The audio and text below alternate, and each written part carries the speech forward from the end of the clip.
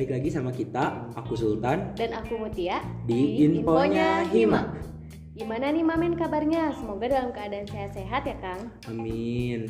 Seperti yang kita janjikan pada podcast perdana kemarin nih Teh, kita bakalan ada podcast selanjutnya yang gak kalah menarik nih Teh. Jadi podcast kali ini pastinya berbeda banget sama episode yang kemarin. Betul banget Kang, karena episode sebelumnya kan kita cuma perkenalan aja nih. Untuk episode kali ini, Mamen-Mamen bakalan dikenalin lebih dalam tentang Hima, yang pastinya dari sudut pandang narasumber yang seru abis, sekaligus yang akan nemenin kita di episode Roma, Ruang Obrol Hima. Langsung aja Teh, kita panggil sekaligus ngobrol bareng narasumber kita. Ada Kang Bayu Hadi Kurniansyah. Halo Kang. Halo. Gimana nih Kang kabarnya? Alhamdulillah sehat. Nah, jadi Mamen, Kang Bayu ini sebagai ketum atau ketua umum dari Hima sendiri. Betul ya Kang ya? Ya, betul. Wah seru ya Kang, kita langsung tahu Hima dari ketumnya langsung nih Mamen. Kapan lagi sih ya kan? Nah bener Teh, gak usah bertele-tele dan lama-lama, kita langsung kepoin Hima dari Kang Bayunya langsung. Nah Kang, apa sih arti pemimpin bagi Akang sendiri Kang? Oke, menurut Akang ya arti pemimpin. Jadi arti pemimpin itu banyak ya. Dari beberapa para ahli juga menjelaskan apa itu pemimpin. Tapi menurut saya gitu ya, pemimpin itu seseorang yang memang memimpin gitu, atau menggerakkan suatu organisasi atau menggerakkan suatu event dan mengarahkan serta mengambil keputusan, seperti itu Kang Sultan sama Teh Mutia. Nah keren ya Teh. Iya, keren banget nih. Mungkin Mamen sendiri juga pengen tahu nih Kang, biar termotivasi dari Akang, motivasi Akang sebagai ketum itu apa sih Kang? Oke, motivasi saya jadi ketua umum banyak ya. Yang pertama motivasinya tuh yang jelas relasi gitu ya. Dulu ketika masuk himpunan, saya tujuannya memang mencari relasi gitu. Ketika menjadi pengurus ya relasi saya hanya teman-teman kelas, hanya teman-teman angkatan kakak kelas, kakak adik kelas, seperti itu gitu. Tapi ketika menjadi ketua umum ya itu betul-betul relasi gitu, kenal dengan kampus-kampus lain. Itulah motivasinya jadi ketua umum. Nah Mamen mungkin termotivasi ya dari sini biar relasinya menambah nih. Nah selanjutnya apa sih arti Hima bagi seorang Kang Bayu? Oke, aduh gimana ya? Arti Hima menurut saya adalah keluarga sih ya yang jelasnya. Kenapa? Karena ketika menjadi ketua umum ya hampir sebagian waktu saya didedikasikan untuk Hima gitu. Jadi kalau misalkan di Hima nggak dianggap keluarga gitu, saya nggak akan bisa memimpin, nggak akan nyaman gitu. Seperti itu. Nah, kan Hima sendiri bagi Akang itu keluarga ya Kang. Nah di Hima sendiri itu tuh pasti ada beberapa bidang ya Kang. Boleh dijelasin dong Kang, di Hima itu ada berapa bidang sih Kang? Oke, di Hima itu ada 4 ya. Untuk teman-teman Mamen nih yang ngedengerin podcast saat ini gitu. Jadi ada 4 bidang. Di bidang pertama itu ada akademik, di mana akademik ini yaitu menguruskan perihal akademik gitu, membuat kegiatan yang berhubungan dengan akademik. Terus yang biasa kita lakukan juga ada advokasi gitu, yaitu membantu teman-teman mahasiswa yang memang ada kendala terkait dari pembayaran untuk menghadapi UTS atau UAS gitu. Selanjutnya ada di bidang 2 yaitu PSDMO, pengembangan sumber daya manusia dan organisasi. Nah, bidang 2 ini lebih ke internal Hima gitu. Jadi bidang 2 ini tuh yang mengembangkan sumber daya manusia di Hima dan organisasinya, seperti itu. Jadi bisa dianggap sebagai jantungnya dari Hima gitu, PSDMO itu. Terus yang selanjutnya ada bidang 3. Nah, bidang 3 ini yaitu minat bakat dan kerohanian gitu. Jadi menampung minat dan bakat dari mahasiswa, seperti itu. Jadi sering mengadakan kegiatan-kegiatan yang udah dilakukan juga, ada kegiatan mabro gitu, manajemen berolahraga. Dan dari divisi kerohaniannya juga ada kegiatan kemarin dilakukan gitu, sharing is caring, yaitu melakukan donasi atau memberikan beberapa pakaian untuk bencana di Semeru kemarin, seperti itu. Selanjutnya ada bidang Kominfo gitu, bidang 4 selanjutnya komunikasi dan informasi. Nah, di Kominfo ini tuh teman-teman yang mendapatkan informasi dari Instagram, dari beberapa media sosial, nah itu itu bidang Kominfo yang memegangnya, yang mengelolanya seperti itu. Nah, dari podcast ini juga ya Kang ya, Teh Mutia gitu. Ini juga kan podcast salah satu kegiatan dari Kominfo seperti itu. Iya, betul banget nih. Mungkin mamen-mamen bisa ini ya, minat bakat ada, untuk komunikasinya ada. Komplit ya Komplit Teh, paket banget, komplit iya, gitu ya pasti. Hima itu.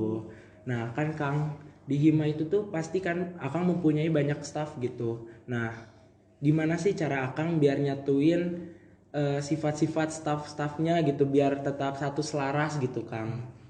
Oke, cara saya untuk menyatukan staf gitu ya. Yang pertama yang jelasnya saya pasti dibantu oleh kabid-kabidnya gitu. Kepala bidangnya untuk menyatukan stafnya gitu. Salah satu caranya yaitu mengenali dulu karakter dari staf itu sendiri, terus kesukaan mereka apa. Nah itu gitu dari kita terjunnya ke situ gitu gabungnya. Walaupun kasarnya biasanya pengurus-pengurus Hima sukanya pada K-pop nih atau nonton drakor. Nah itu gitu. Jadi walaupun saya nggak suka nonton ya saya harus terjun di situ, harus tahu gitu artis-artis Korea apa, boyband Korea apa, girl band Korea apa. Nah seperti itu gitu. Terus yang suka misalkan anime ya saya walaupun saya nggak terlalu suka ya harus suka gitu, harus tahu tentang itu semua. Itu cara menyatukannya lewat situ seperti itu. Terus yang terutama adalah kenyamanan sendiri di himanya seperti itu. Jadi kita yang nggak tahu jadi tahu ya Kang, drakor jadi tahu, Ya, itu. anime jadi tahu gitu. Berarti Kang Bayu ini BPH Hima sekarang tuh lebih ke care gitu Iya, ya ke betul staff-staffnya sekali, karena Kang. buat cara nyatuin staff yang lain Staff-staffnya, juga ya iya. Teh. Nah, nih Kang, saya sama Teh Mutia tuh tahu nih Akang tuh lagi di semester 6 gitu. Gimana sih cara Akang memanage waktu antar organisasi sama akademik gitu agar balance gitu Kang? Oke, cara mengatur waktunya tuh gimana ya? Jadi tips ya, mungkin ke tips ya ini ya.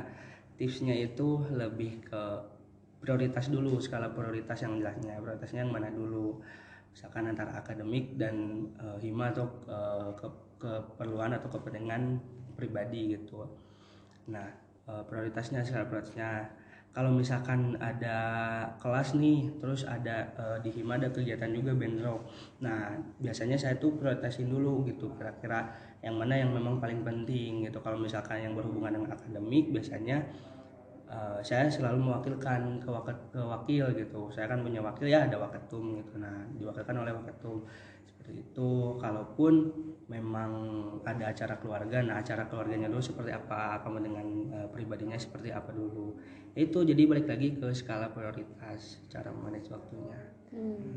Keren ya Mamen dari dengerin podcast ini udah dikasih tips, kasih Iya, info, betul banget. benar-benar Kang Yang Bayu nggak ini bisa memanage waktu mungkin jadi bisa memanage waktu ya Kang. luar biasa ya Kang Bayu Iya, Kang. iya. Mungkin selanjutnya apa sih plus minusnya Akang menjadi BPH sebagai ketum gitu di Hima?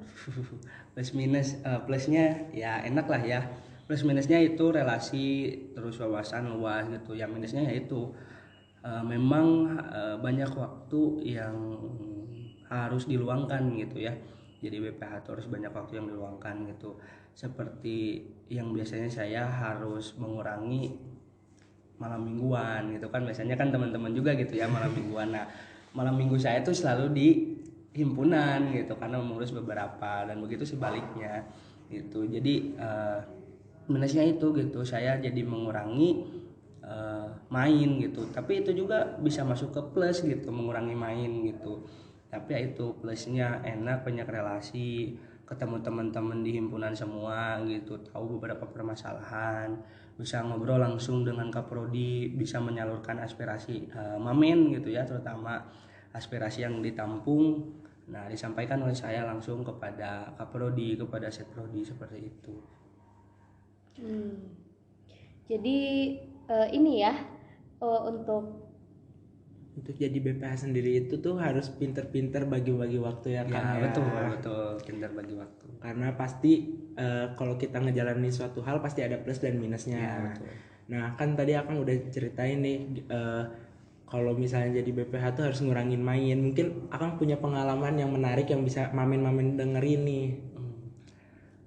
Oke, di Hima sendiri ya pengalaman menarik. Betul Kak. Banyak sih ya pengalaman menarik, suka dukanya. Sebelum jadi ketua umum kan saya juga sama lah ya, kayak teman-teman yang lain gitu, ikut dulu pengkaderan atau ikut dulu pelatihan, ikut dulu STL gitu.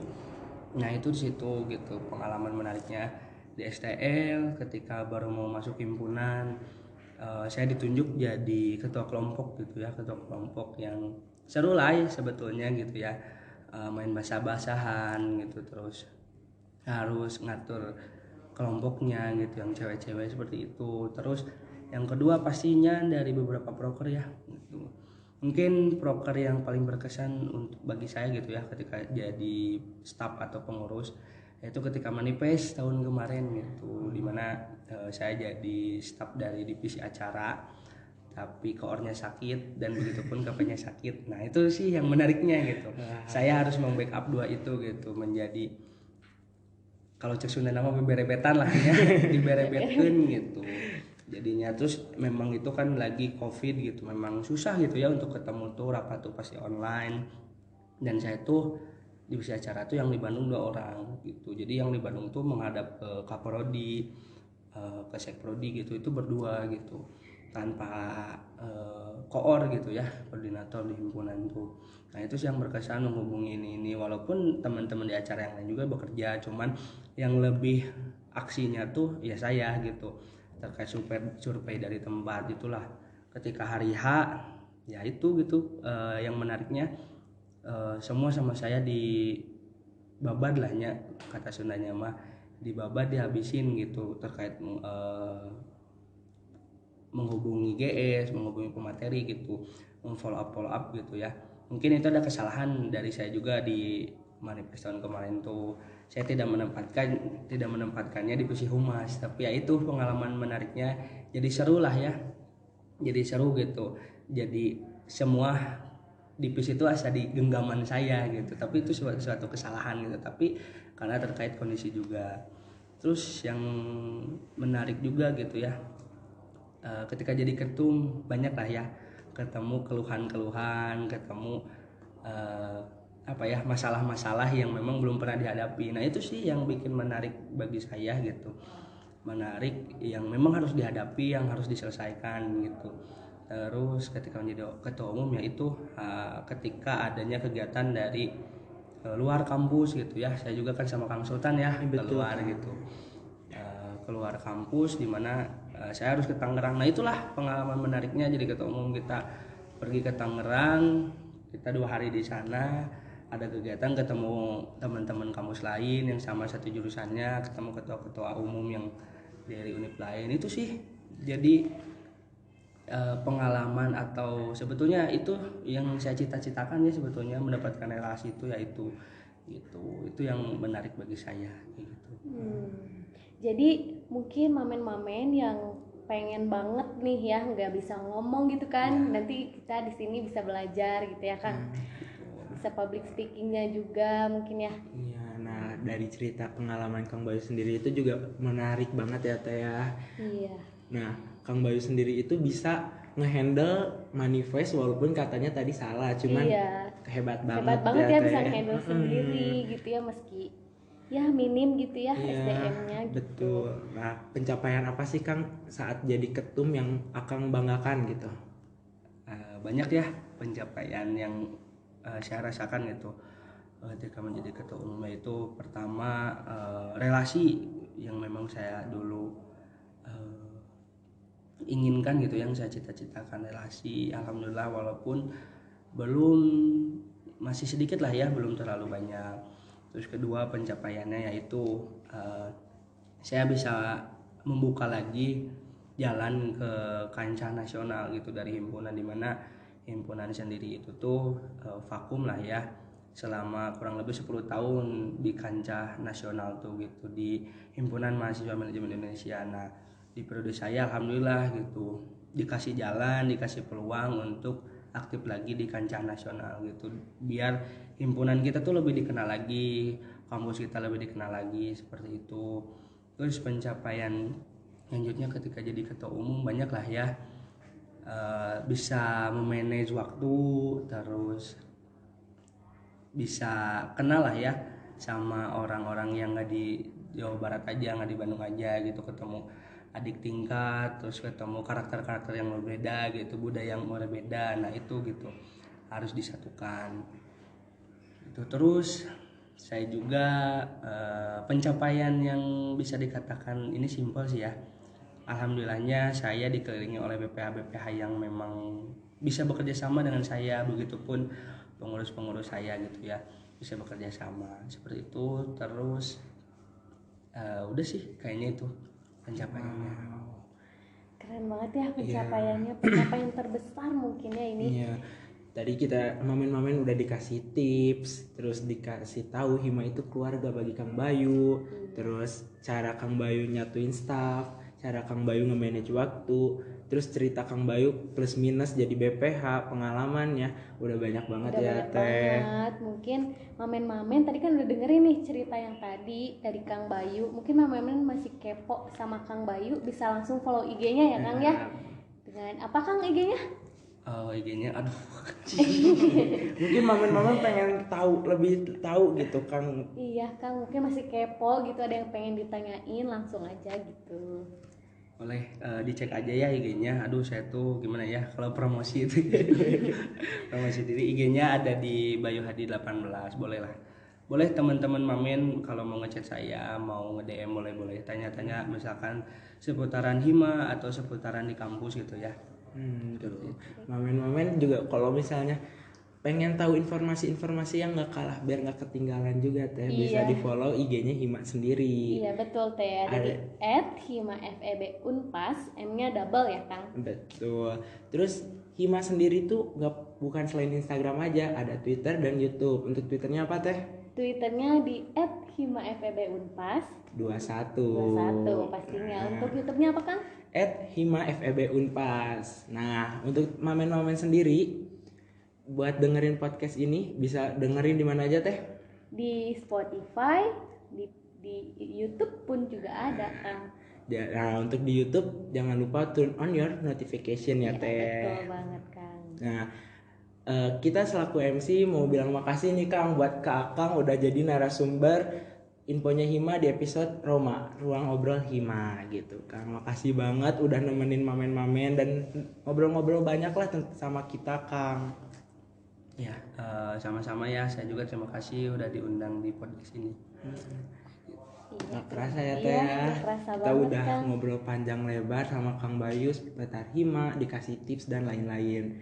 Nah, Menarik banget ya betul, pembahasannya kali Teh. ini Kang. Menarik banget. Nah, kita selaku MC, aku Sultan, Dan aku Mutia. izin pamit pamit undur undur diri. diri. Bye, Mamen. See you.